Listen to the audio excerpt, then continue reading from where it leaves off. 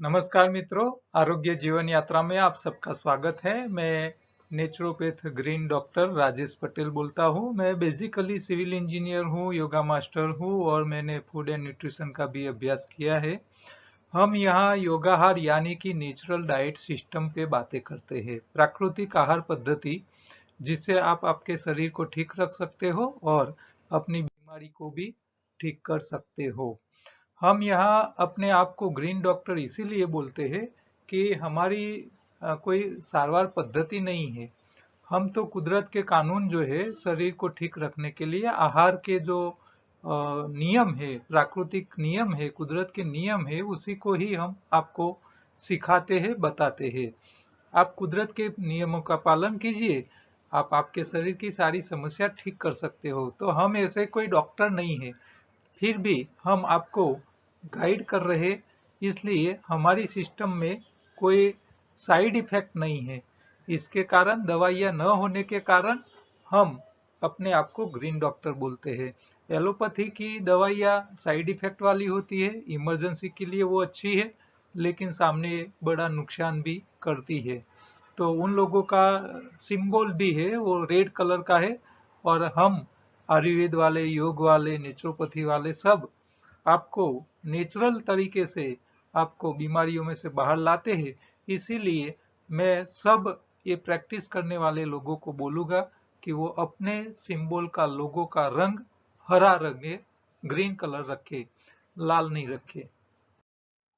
तो योगाहार का मतलब ही है आहार का इंजीनियरिंग। आपको खान पीन के नियमों को समझ लेना है, छोटे बच्चे से लेके बड़े तक सबके लिए। हाँ, यही हमारी लाइफस्टाइल होनी चाहिए जीवन में, इसी को ही एडॉप्ट करना पड़ेगा। तो आरोग्य का पंचामृत, इसमें मैं 5 बातें बताता हूँ। पहली बात है, बीमारी क्यों आती है। तो बीमारी आती है बिना चबाए पकाया यानी कि एसिडिक खुराक तीनों टाइम जरूरत से ज्यादा खाने से। बस एक ही वाक्य में पूरी बीमारी की व्याख्या।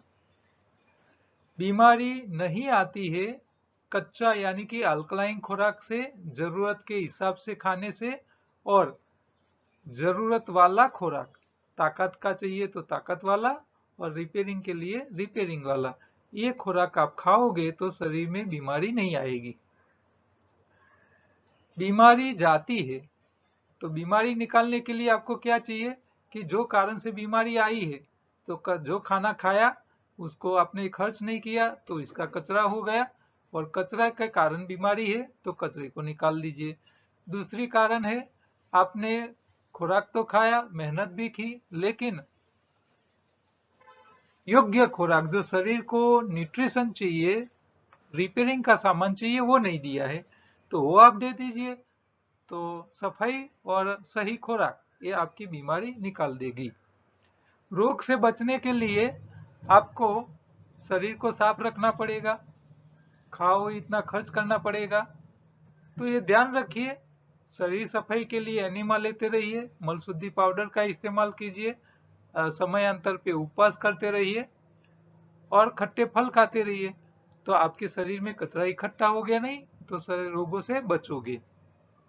और 5वीं बात है कि डेयरी प्रोडक्ट कफ, पित्त और वायु तीनों को बढ़ाने का काम करता है। आप बीमार हो तो डेयरी प्रोडक्ट छोड़ दीजिए, जो लोग बीमार नहीं है वो खाए। बीमार को छोड़ देना चाहिए, तो बीमारी में से आप जल्दी आ सकते हो बाहर। तो ये 5 बातें आप याद रखिए, और इसी के पे ही हमारी योगाहार की बातें होती रहती है। तो योगाहार में शरीर की सफाई और सही खुराक और सावधानी, ये 3 के अलावा कुछ नहीं है। तो ये पूरा चार्ट है योगाहार का। इसमें आपकी शरीर में कहाँ गंदगी इकट्ठा होती है, शरीर को किस टाइप का, कितना, कैसे खुराक देना है, कैसी क्वालिटी का देना है और कौन से प्रकार का देना है, किस तरह देना है, और आप जो स्वाद खाओगे वो भी आपके शरीर में क्या करेगी, उसके ऊपर पूरा चार्ट बताया हुआ है। तो ये आपको याद रखना है, उसको पूरा और सही तरह समझना है तो हमारी योगाहार यूट्यूब चैनल पे जाइए, वहाँ पूरा योगाहार का कोर्स है, वो एक एक करके वीडियो आप देख लीजिए। नेचुरल तरीके से हमने उसको समझाने का प्रयत्न किया है। आपको लिंक चाहिए तो मेरे नंबर पे व्हाट्सएप कीजिए, आपको यहाँ नंबर दिख रहा है, हेलो हाई कीजिए, आपको तुरंत एक रिटर्न मैसेज आएगा, उसमें सारी लिंकें आपको मिल जाएगी। हम यहाँ बाबा ने एलोपैथी को जो सवाल किए थे उसके ऊपर हम बात कर रहे हैं। हाँ, कल हमने बात की थी 17 नंबर का, स्ट्रेस हार्मोन कम करने के लिए और हैप्पी या गुड हार्मोन्स बढ़ाने के लिए। हाँ, जिससे आदमी तनाव मुक्त और प्रसन्न हो के रहे, ऐसा कोई फार्मा इंडस्ट्री के पास कोई दवाई है तो बता दे। इसके ऊपर हमने बात की थी, स्ट्रेस क्यों होता है, हार्मोन क्या है, हमारे शरीर में उसकी क्या आवश्यकता है और उसको हम कैसे कंट्रोल कर पाते हैं, इसके ऊपर हमने चर्चा की थी। आज 18 नंबर का सवाल है। इसमें उन्होंने पूछा है कि इनफर्टिलिटी में बिना कृत्रिम साधनों, टेस्ट ट्यूब बेबी या आरवीएफ, जो बहुत पेनफुल होती है, एलोपैथी में ऐसी कोई दवाई है तो बताए जिससे उसका समाधान हो। तो इनफर्टिलिटी यानी कि बांझपन क्या है? हाँ, दो व्यक्ति, स्त्री और पुरुष, जब शादी करते हैं तो उनका दूसरा उद्देश्य ये भी है, हाँ, बच्चे पैदा करना। तो बच्चा पैदा करना एक कुदरती प्रोसेस है, भगवान ने दी हुई एक कर्म है। ये धरती पे रहने वाले हर जीव, चाहे पौधा भी है तो वो भी बीज बनाता है अपनी जैसा ही एक नया पौधा पैदा करने के लिए। दुनिया के सारे जीव जंतु से लेके सारे पशु पक्षी बच्चे पैदा करते हैं और किसी को भी इनफर्टिलिटी की समस्या नहीं है। एक मनुष्य ही ऐसा प्राणी है जिसको बच्चे पैदा करने के लिए भी दवाई खाने की नौबत आती है। तो पहले तो आपको ये सोचना चाहिए कि ऐसी नौबत ही नहीं आनी चाहिए। ऐसा हम क्या गलत करते हैं जिसके कारण हमको इनफर्टिलिटी की समस्या रहती है? क्या गलतियां करते हो? गलतियां समझ लो, समस्याएं खत्म। हाँ? दवाई लेके, हाँ, आईवीएफ या टेस्ट ट्यूब बेबी करके, प्रोसेस करके आपको बच्चे पैदा करने की जरूरत पड़े तो वो अच्छा नहीं है, बच्चे के लिए भी अच्छा नहीं है। क्योंकि ऐसी ट्रीटमेंट करके जो बच्चे पैदा होते हैं वो शारीरिक वीक पैदा होते हैं, शारीरिक और मानसिक रीते क्योंकि वीक ही पैदा होंगे, क्योंकि माँ बाप ही शारीरिक मानसिक स्ट्रांग नहीं होंगे तो बच्चे भी ऐसे ही होंगे ना। हाँ? आपको पता है कि जो खेतों में हम क्या करते हैं, नेचुरल खाद डालने की जगह रासायनिक खाद डालते हैं। अब रासायनिक खाद से आपने जो भी पैदा किया, फल सब्जी अनाज कठोर जो भी आप पैदा कर रहे हो, तो उसकी क्वालिटी कैसी है? ऐसी ही होगी। हाँ? जैसा बोया वैसा पाया। तो आप अपने बच्चे पैदा करने के लिए भी सक्षम नहीं हो तो बच्चे पैदा ही नहीं करने चाहिए, करना ही नहीं चाहिए। मैं तो क्योंकि वो तो देश के ऊपर लोड बनने वाला है। क्योंकि बच्चा जो पैदा होगा उसमें इतनी क्षमता नहीं होगी जितनी नेचुरल तरीके से पैदा होते हैं बच्चे। तो शारीरिक और मानसिक रीत से अच्छे बच्चे पैदा करने हैं तो आपको खुद को ही पैदा कैपेसिटी होनी चाहिए, पति पत्नी दोनों की। तो फर्टिलिटी क्या है, कैसे होती है? तो पहले ये समझ लीजिए कि स्त्री का जो फर्टिलिटी का जो ऑर्गेन होते हैं, हाँ, उसमें एक ओवरी होती है। ओवरी के अंदर अंडा पैदा होता है। तो ये मासिक के जो समय होता है 1 महीने का, उसके बीच में, इसके बीच में अंडाशय में एक अंडा पैदा होता है, ओवरी में अंडा पैदा होता है, वो फेलोपियन ट्यूब से आगे बढ़ता है और बाहर से पुरुष जो होता है, जो जब समागम करते हैं तब उनके शुक्र कोश स्पर्म वो अंदर जाते हैं और स्पर्म चलते चलते आगे फेलोपियन ट्यूब तक पहुंच जाते हैं, अंदर तक जाते हैं और अंडे को फर्टाइल करते हैं। फिर वही अंडा जब गर्भ धारण करता है तो वो फेलोपियन ट्यूब से घूमता हुआ गर्भाशय में आता है। वह गर्भाशय की दीवार के ऊपर वो सेट हो जाता है। फिर धीरे धीरे बच्चा बड़ा होने लगता है। तो 9 महीना अपने गर्भ में रहता है, माँ की गर्भ में रहता है बच्चा, और फिर उसका प्रसव होता है, जन्म होता है। तो ये सिंपल सी सिस्टम है। तो पुरुष के काउंट, स्पर्म काउंट, शुक्राणु और स्त्री के अंडाशय में का पैदा हुआ अंडा, तो वो दोनों जब इकट्ठा होते हैं तभी बच्चा पैदा होता है, इसके अलावा नहीं होता है। और वो सिस्टम दुनिया में सारे प्राणियों को लागू है, मनुष्य को अकेले का है ऐसा नहीं है। हाँ, सबको ऐसी यही सिस्टम लागू पड़ती है। वनस्पति में भी मेल और फीमेल होते हैं, तो वो भी एक दूसरे के साथ कांटेक्ट होता है, तभी इसमें से नए फलिनीकरण होके बीज बनते हैं। तो ये फर्टिलिटी की एक सिंपल सी बात है जो कुदरत ने एक व्यवस्था की है। तो ये क्यों इनफर्टिलिटी, बांझपन क्यों होता है? हाँ, बच्चे क्यों पैदा नहीं होते हैं? हाँ, तो आपको कंसीव नहीं रहने के कारण क्या है? हाँ, गर्भधारण नहीं रहने के कारण क्या है? तो इसमें ऐसा माना जाता है, सर्वे ऐसा कहता है कि आधी समस्या पुरुषों की ओर की होती है, या करीब 30% उनकी समस्या होती है और 30% लेडीज की होती है। तो यहाँ आधे आधे दोनों से ही, हाँ, आधे पेशेंट में पुरुष जिम्मेदार होते हैं, आधे में स्त्रियां। तो इसमें ऐसा नहीं है कि ज्यादातर स्त्रियों को ये समस्या के कारण बच्चा नहीं होता है। लेकिन हमारे समाज में दिक्कत क्या है, जब पुरुष और स्त्री का मैरिज हो जाता है, बच्चे नहीं पैदा होते हैं, तो ज्यादातर दोष किसका निकाला जाता है? स्त्री का, पत्नी का। तो ये उसकी वैल्यू ही नहीं है समाज में। हाँ, लोग दोष उसको ही देते हैं कि तेरे कारण ही बच्चा नहीं पैदा हो रहा है, लेकिन ऐसा कोई प्रूव नहीं हुआ है।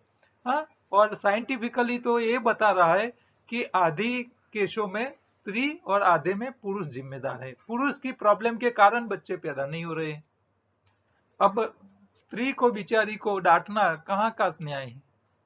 और समाज में तो यही चल रहा है, ज्यादातर आप देखोगे जिसको बच्चे नहीं पैदा हो रहा है, हाँ, तो पुरुष दूसरी पत्नी कर सकता है, लेकिन पत्नी दूसरा पति नहीं कर सकता। ये हमारे समाज की कितनी कैसी है? तो ये पुरुष प्रधान समाज हो चुका है आज का समाज, और ये बहुत हराहर गलत है। हाँ, आपको बच्चे नहीं हो रहे हैं तो इसके पीछे पुरुष भी जिम्मेदार हो सकता है।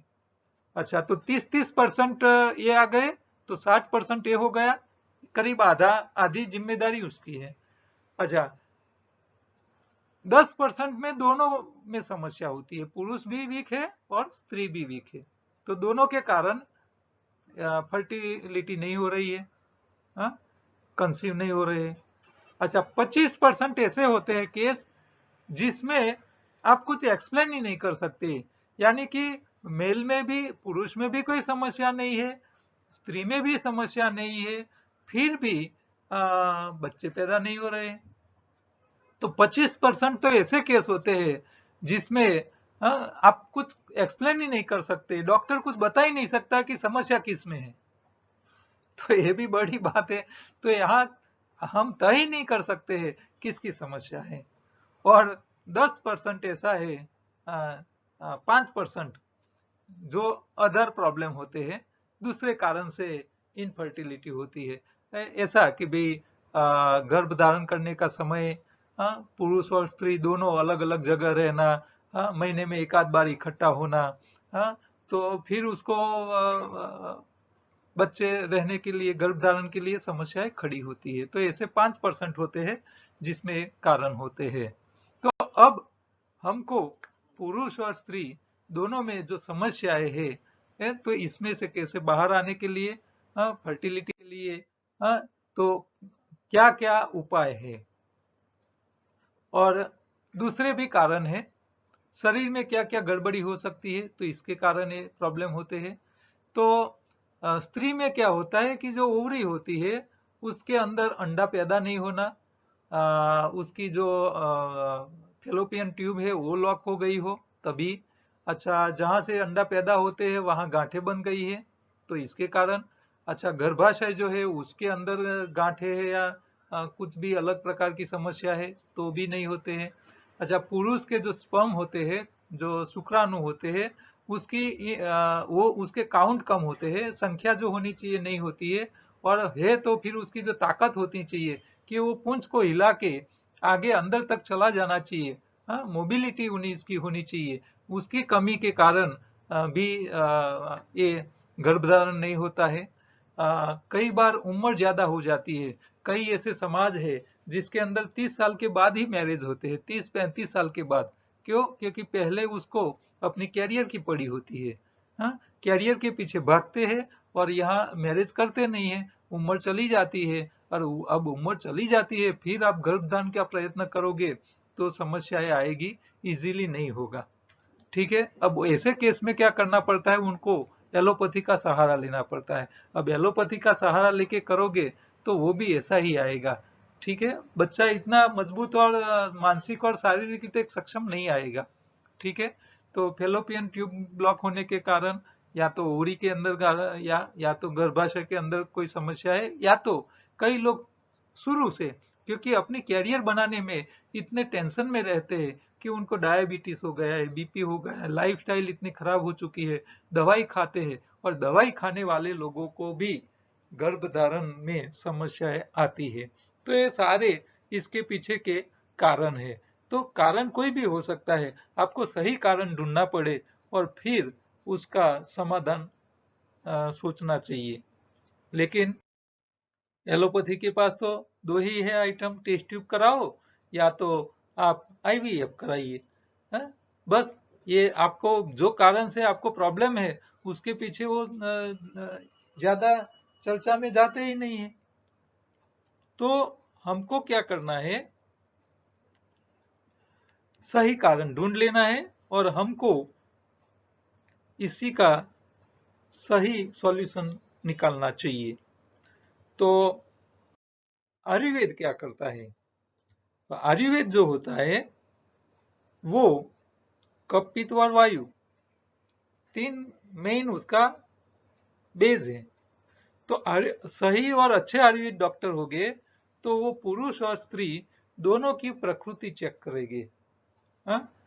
किसको क्या है, नाड़ी चेक करके सही कारण बता के वो फिर उसको अच्छा डाइट देंगे, और अच्छा डाइट, सही डाइट देने के बाद उनको फिर ये गर्भधारण की समस्याओं में से बाहर आ सकते हैं। तो पहले तो शरीर की प्रकृति सही होनी चाहिए, ये जरूरी है। हमारे खान पान में हमने गलत क्या किया है, तीनों टाइम पकाया ही खाते रहते हैं, जरूरत से ज्यादा खाते हैं, हाँ? मरी मसालेदार टेस्टी चर्बी युक्त खुराक बहुत खाते हैं, मोटापा, हाँ? मोटापा ये इनफर्टिलिटी में भी, ये भी एक बड़ी समस्या है। बहनों का वजन बहुत बड़ा हो गया है, तो मोटापा भी, शरीर में गर्मी रहती है तो गर्मी के कारण भी अंडाशय में गर्भधारण नहीं रह पाता है, गर्मी के कारण कोलैप्स हो जाता है। तो गर्भधारण रहने के बाद भी आपको वो समस्या आती है, गर्भ निकल जाता है। तो ये शरीर सही होना चाहिए। आप शरीर ठीक नहीं करो तब तक ये अच्छा नहीं होने वाला है। तो आयुर्वेद डॉक्टर आपको वात, पित्त और कफ, ये दोनों में जैसी प्रकृति उसके हिसाब से वो लोग आपको डाइट देते हैं। तो वो उनका एक सब्जेक्ट है। लेकिन हम क्या बोलते हैं कि आपको नहीं कफ होना चाहिए, नहीं पित्त होना चाहिए, नहीं वायु होना चाहिए। आपको तीनों समस्या है तो ये खुराक के कारण है। आप खुराक बदल लीजिए, आपको नहीं कफ रहेगा, नहीं पित्त रहेगा, नहीं वायु रहेगा। देखो दुनिया के कौन से प्राणी को कफ पित्त वायु बढ़ता है? किसी को नहीं बढ़ता है। उन लोगों को कोई फर्टिलिटी की समस्या नहीं है, हाँ? कोई प्राणी को बच्चा नहीं पैदा हो, ऐसा हो ही नहीं सकता। क्यों? क्योंकि वो नेचुरल डाइट करते हैं, उनको शरीर में कफ पित्त वायु नहीं बनता है। आयुर्वेद में उनके लिए दवाइयाँ भी है, हाँ? अशोका है, हाँ? दसमुल्ला है, शतावरी है, एलोवेरा है, हाँ? गुगुलू है, हाँ? गुडुची है, जीवंती है, ऐसी अलग अलग प्रकार की, हाँ? इसके अलावा भी और कई प्रकार की दवाइयाँ है। तो ये मेन जो यूटिलाइज होती है फर्टिलिटी के लिए, ये सब दवाइयाँ साथ में डाइट के साथ वो लोग आयुर्वेद डॉक्टर उसकी दवाइयाँ भी देते हैं, और फिर उनकी जो इनफर्टिलिटी की समस्या है इसमें से वो बाहर लाते हैं। लेकिन उसमें बाहर आ ही जाएंगे, समस्या का समाधान हो ही जाएगा, इसकी कोई गारंटी होती नहीं है। क्यों? क्योंकि जब तक आप अपने मूल कारण को नहीं पकड़ोगे, तब तक इसमें से जल्दी आपको रिजल्ट मिलने की उम्मीद कम होती है। योग बहुत अच्छा है। योग से बच्चे पैदा किए हुए कई कपल हमने देखे हैं। हाँ। हाँ, और कई लोग तो शुरू में हम जब योग करवाते थे लोगों को, और बाबा के प्रोग्राम में लोग आके बोलते थे, हाँ, रामदेव बाबा के प्रोग्राम में, कि बाबा आपके कारण हमारा बच्चा हुआ है। तो बाबा बोलते थे कि भाई मेरे कारण नहीं, आपने योग किया इसके कारण हुआ है। तो ऐसा मजाक भी कर लेते थे वो। तो योग जो है वो अच्छा है। हाँ, आपको इनफर्टिलिटी फर्टिलिटी की प्रॉब्लम है, तो आप 1 घंटा एक्सरसाइज का निकालते हो, इसकी जगह आप योगा के पीछे निकालिए। योगा ये सर्व रोगों का कॉमन समाधान है, सर्व रोगों का। ठीक है। तो योग हर रोज हर व्यक्ति को करने चाहिए, समय निकाल के करने चाहिए। आप डाइट नहीं बदल सकते हैं, तो आपके पास एक ही रास्ता है, योगा। हाँ, नेचुरल तरीके से कंसीव करना है तो योगा से उत्तम आपके पीछे दूसरा कोई रास्ता नहीं है। आयुर्वेदिक ट्रीटमेंट वो लोग योगा नहीं बताते हैं। हाँ, आपको आहार की थोड़ी वो करवा लेते हैं, फिर आपको ठीक करते हैं, लेकिन योगा बहुत अद्भुत है। आप आयुर्वेद और योग दोनों इकट्ठा करोगे तो और फायदा रहेगा, और योगा से भी आप ठीक हो सकते हो। और हम तो बोलते हैं कि भाई आप आहार ही बदल दो, आहार से ही ठीक हो सकते हो। तो योगा, हाँ, आयुर्वेद या एलोपैथी किसी की जरूरत ही नहीं पड़ेगी, अपने आप ठीक हो जाओगे। शरीर अपने आप ही काम कर लेगा, आपको दूसरे की हेल्प लेने की जरूरत ही क्यों पड़े। तो योगा में आपको जो आपकी फर्टिलिटी के जितनी सिस्टम्स है, हमने जो दोनों के, पुरुष और स्त्री ने के, तो उसको एक्टिव करने के लिए प्राणायाम में थोड़े सबसे अच्छे है कपालभाति, बाह्य प्राणायाम, अग्निसार क्रिया, और बंद में मूल बंद। ये जो है वो सबसे ज्यादा आपको करने पड़ेंगे योग के अंदर। आप योग करो, पूरा पैकेज करिए, लेकिन इसमें थोड़ा ज्यादा आपको ये एक्स्ट्रा करना पड़ेगा। तो आप योग का भी सहारा ले सकते हो। योगाहार में तो हम क्या बोलते हैं कि भाई शरीर में कचरा इकट्ठा हुआ है, निकाल दीजिए। वजन ज्यादा है, निकाल दीजिए। शरीर में आपकी जो ओवरी में अंडा पैदा होने की जो प्रोसेस है, हाँ, वहां कचरा इकट्ठा हुआ है, आपकी फैलोपियन ट्यूब बंद है, तो वो सब कचरे के कारण है। आप उसको ठीक कर लीजिए, कचरा निकाल दीजिए। और बच्चे पैदा करने के लिए जो अंडा पैदा करना है उसके लिए जो मटेरियल चाहिए, हाँ, तो सही खुराक दे दीजिए। शरीर को 3 प्रकार का खुराक चाहिए, ताकत वाला, रिपेयरिंग वाला और न्यूट्रिशन। आप तीनों देना चालू कर लीजिए। शरीर को जरूरत के हिसाब से ताकत दो, जरूरत के हिसाब से न्यूट्रिशन दो, और आपका सही खून बना दो, जिसको हम कारीगर बोलते हैं। खून ही तो हमारे शरीर का कारीगर है सब काम के लिए। तो वो जितना अच्छा, और कचरा निकाल दिया, मतलब आपकी समस्या खत्म। आपको कुछ करने की जरूरत नहीं है। ठीक है। तो योगाहार में सिंपल सा है, आपको 8 से 10 घंटे के बीच में ही खाना है, बाकी 16 घंटा सफाई के लिए दे देना है बॉडी को। सही खुराक देना है, ताकत वाला भी देना है, मेहनत के हिसाब से। आप ज्यादा मेहनत करते हो तो ताकत वाला ज्यादा खाइए। आपके शरीर को न्यूट्रिशन देना है। हाँ, शरीर की सफाई के लिए भी खुराक आता है, जिसको खट्टे फल हम बोलते हैं। तो जिनको ये समस्या है, हाँ, वो लोग खट्टे फल खाए, कचरा निकाले, तो खट्टे फल से कचरा निकल जाएगा। हरी पत्ती साथ में खाए, हरी पत्ती न्यूट्रिशन देगा, और साथ में हरा रंग जाएगा, जो हमारे शरीर के खून नए बनाने में फायदा करेगा। तो आपको ये 2 चीज करनी है, और कुछ करने की जरूरत नहीं है। आप ये एनिमा ले या करो, शरीर सफाई के लिए प्रयोग कीजिए, सही खुराक दे दीजिए। 24 में से 8 घंटा के बीच में ही खाइए। इसके अलावा शरीर में खुराक मत डालिए। मेहनत के हिसाब से शक्ति वाला खोयाई, और जरूरत के हिसाब से आपको न्यूट्रिशन चाहिए, और सही खून बना दो। आपकी समस्या अपने आप खत्म हो जाएगी। आपको नहीं आयुर्वेद दवाई की जरूरत पड़ेगी, नहीं एलोपैथी की जरूरत पड़ेगी। तो हमारी जो सिस्टम है उसके ऊपर आप रहिए, तो आपको चौक्कस फायदा हो जाएगा। इसमें आपको एक्स्ट्रा क्या करना है, जो लोग इनफर्टिलिटी के प्रॉब्लम से पीड़ित है, जिनको बच्चे नहीं पैदा हो रहे, वो लोग क्या करें कि शरीर में सफाई, हाँ, आंतों में खून की सफाई तो आप हर रोज हो जाएगी, लेकिन आपके ऑर्गेन में जो कचरा इकट्ठा हो चुका है उसको निकालने का काम खट्टे में सबसे ज्यादा कोई करेगा तो वो है हिमालयन बेरी, हाँ, जिसको अंग्रेजी में सी बकथोर्न बोलते हैं। तो आप हिमालयन बेरी का एक्स्ट्रा प्रयोग कीजिए। उसको खाली पेट लेना है, सुबह में उठ के 1 ढक्कन, हाँ, 2 चम्मच जितना होता है, 1 गिलास पानी में आप रोज ले लिए। हाँ, वो सफाई के लिए है, बहुत अद्भुत काम करता है। तो बॉडी क्लींजिंग में हिमालयन बेरी मदद करेगा। रिपेलिंग के लिए आपको कारीगर और रिपेयरिंग का सामान दोनों चाहिए। तो कारीगर में फिंदला यानी कि प्रिकली पियर्स, जो कैक्टस आते हैं कांटे वाले, उसके फल आते हैं। तो कैक्टस के फल जो होते हैं उसको फिंदला बोलते हैं, उसका जूस आता है, वो नेचुरल हीमोग्लोबिन है। हाँ, आप एक बोतल पियो, आपका हीमोग्लोबिन नेचुरल बन जाएगा। तो वो उसको एक्स्ट्रा लेना है। साथ में हरी पत्ती ताजी लाके नहीं पी सकते हैं, तो वो लोग स्पिरुलिना, हाँ, तालाब में होने वाली लील की टेबलेट आती है, वो लिए, और मोरिंगा चिया की कैप्सूल ले साथ में। तो इससे उनको शरीर में न्यूट्रिशन ज्यादा मिल जाएगा। और साथ साथ में उनको कंसीव करना है तो थोड़ा ताकत वाला भी, कारण के पुरुष का जो शुक्रकोश है वो भी ताकत वाला बनना चाहिए। तो ताकत वाला बने इसके लिए उनको डाइट में प्रोटीन डाइट बढ़ाना है, कैलोरी युक्त, जैसे ड्राई फ्रूट्स है, हाँ, ऐसी चीजें है, खजूर जैसी, शहद और खजूर जैसी ताकत वाली चीजें, और सूरजमुखी और पंपकिन जैसे सीड जो शरीर को ओवरऑल फायदा करते हैं, तो वो भी उनको खाना है।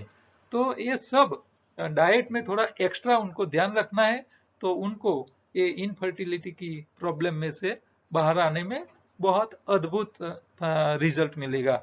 और आहार के साथ योगा करोगे तो और फायदा रहेगा। जो लोग योग 1.5 घंटा करते हैं सुबह में, उनको 8 घंटे की जगह 10 घंटा, हाँ, 2 घंटा ज्यादा समय खाने की छूट मिल सकती है। तो जिनको प्रॉब्लम है वो हमको कांटेक्ट करें हमारे व्हाट्सएप नंबर पे, तो उनको सही डाइट हम बता पाएंगे। क्योंकि उसकी हर व्यक्ति की अपनी एक सिचुएशन होती है। कई लोग मोटे होते हैं, किसी को टेंशन होता है, किसी को ऑफिस की जिम्मेदारी ज्यादा होती है, तो हाइपरटेंशन के कारण इनफर्टिलिटी की प्रॉब्लम है।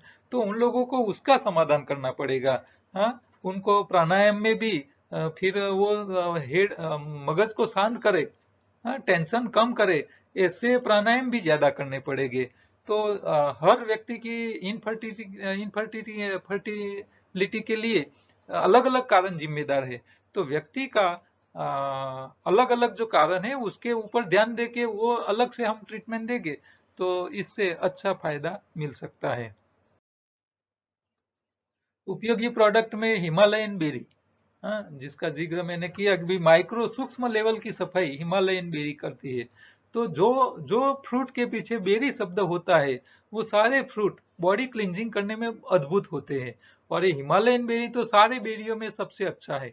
और ये लद्दाख में होता है, हिमालय में -40 डिग्री में वो फ्रूट होता है। उसका जूस आता है, उसका पाउडर भी उपलब्ध है। तो आपको ये दोनों, पाउडर या जूस, दोनों में से कोई एक आप मंगवा सकते हो।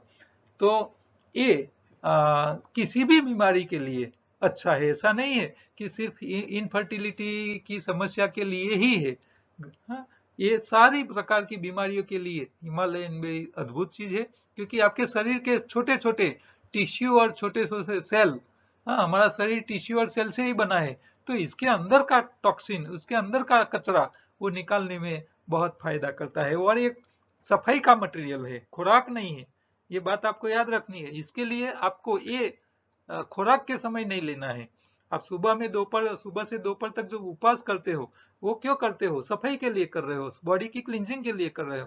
तो उस टाइम ये आप ले सकते हो। तो आप सुबह में उठे, 1 गिलास पानी ले लीजिए और 2-3 चम्मच आप डाल दीजिए, मिक्स करके पी लीजिए। तो आपकी उपवास के दोपहर तक आप उपवास कर रहे हो, इसके साथ साथ ये सफाई और करेगा, तो आपके शरीर का कचरा और जल्दी निकल जाएगा। इसको खुराक के साथ नहीं लेना चाहिए, ये ध्यान रखना है।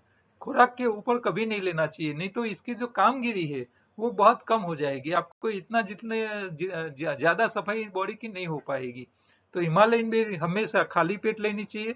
और वो लेने के आगे पीछे 1-2 घंटा कुछ नहीं लेना चाहिए, तो वो अच्छी तरह बॉडी की सफाई कर पाएगा। काम की बातों में, शरीर को ठीक रखने के लिए किसी एक को समय देना कंपलसरी है। हाँ, आप इसमें से किसको देंगे वो आपके ऊपर है। पहला तो है चबा चबा के खाने का समय देना पड़ेगा। जो लोग चबा के खाने का समय देते हैं उन लोगों के शरीर में कोई समस्या ही नहीं आती है, तो वो शरीर ठीक रख पाते हैं। अच्छा, चबा के खाने का टाइम नहीं देने वाले को योगा एक्सरसाइज करना पड़ेगा, तभी वो अपने शरीर को ठीक रख पाएंगे। और ये भी नहीं देने वाले को तो फिर डॉक्टर को समय देना कंपलसरी है। कोई बोले कि भी मुझे तो चबा के खाने का टाइम नहीं है, मुझे तो योगा एक्सरसाइज का भी टाइम नहीं है, और मुझे डॉक्टर के पास जाने का भी टाइम नहीं है, तो फिर आपको कहाँ जाना पड़ेगा? स्मशान में जाना पड़ेगा, आप लंबा जी नहीं सकते हो। ठीक है, तो ये 3 में से किसी एक को समय देना कंपलसरी है, चाहे कोई भी व्यक्ति हो, चाहे नेता हो, बड़े देश का वड़ा प्रधान हो, चाहे बड़ी हॉस्पिटल का डॉक्टर हो, या चाहे धर्म संस्थाओं के धर्म गुरु हो। उन सबको अपने शरीर को ठीक रखना है, तो ये 3 में से किसी एक को समय देना कंपलसरी है। तो आप चबा के खाने का समय दे दीजिए, तो आपको दूसरे 2 को समय देने की आवश्यकता रहेगी नहीं। हाँ, ये बहुत छोटी सी लेकिन काम की बात है। हाँ, दूसरी काम की बात में, गर्म वायु, वायु यानी कि लेडीज, और शरीर के अंदर और बाहर भी वायु। ये बारिश की मौसम में बाहर से हवा आएगी, हाँ, तूफान आते हैं, हवा के तूफान आते हैं, बारिश के तूफान आते हैं। तो बाहर भी वायु, शरीर के अंदर भी वायु, और घर के अंदर भी वायु। हाँ, वायु यानी कि लेडीज। तो बेचारा वायु, हाँ, कहाँ जाएंगे? हाँ, तो वायु की समस्या चारों साइड से, हाँ, फिक्स की हुई है। ठीक है, तो वायु को, हाँ, वायु से भी बचना है और वायु से भी बचना है। हाँ, तो इसके लिए योगाहार ही, हाँ, काफी है। ठीक है, तो वायु से बचने के लिए खुद का खाना खुद ही तैयार कर लो, कच्चा ही खाओ, तो वायु के ऊपर डिपेंड रहने की जरूरत नहीं पड़ेगी, और आप बाहर के वायु से भी बच पाओगे, अंदर के वायु से भी बच पाओगे, और वायु से भी बच पाओगे। कोरोना अब तो काफी चला गया है, हाँ, अब दिख नहीं रहा है, बहुत कम हो चुका है। लेकिन जिन लोगों को कोरोना के कारण शरीर में बहुत वीकनेस आ गई है, अशक्ति आ गई है, ऐसे लोगों के लिए रिकवरी के लिए हमने एक किट बनाई है, तो वो आप मंगवा सकते हो। हमारी योगाहार की यूट्यूब ई बुक अवेलेबल है किंडल अमेजोन पे, तो वो भी आप देख सकते हो। और फूड विथ लाइफ योगाहार नाम की दूसरी यूट्यूब चैनल है हमारी, जिसके ऊपर आपको अच्छे खाने पीने के रेसिपी मिल जाएगी, तो वो भी आप देखते रहिए। और ये छोटा सा मैसेज, आप कहीं भी कुछ प्रिंट करवाते हैं, तो आपके बिजनेस के जो भी लिफलेट प्रिंट करवाते हैं, वहाँ ये छोटा सा मैसेज प्रिंट करवाइए, इससे लोगों का भला होगा। कल दोबारा दूसरे प्रश्नों के साथ दोबारा मिलेंगे, तब तक नमस्कार।